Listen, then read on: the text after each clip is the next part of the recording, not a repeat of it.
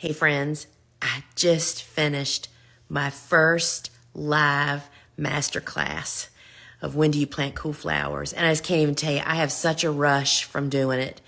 I talk live all the time, but to do a program and coordinate slides, and y'all know I'm dyslexic, right? It was really a big deal. And we just had so many people there. I just could not even believe it. And we asked people to post on social media.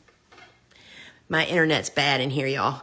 Anyway, I am just super thrilled. And don't forget, there's another live masterclass going to be running tomorrow night. You can still sign up. You can comment spring here and sign up. It's free live masterclass. I walk you through literally step by step on finding when you plant cool flowers on your farm and why it's so important to do that.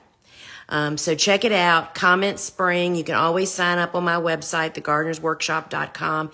And I am stoked, y'all. I had so much fun during that live masterclass. I cannot wait to do it again tomorrow night. And I hope you're going to be there.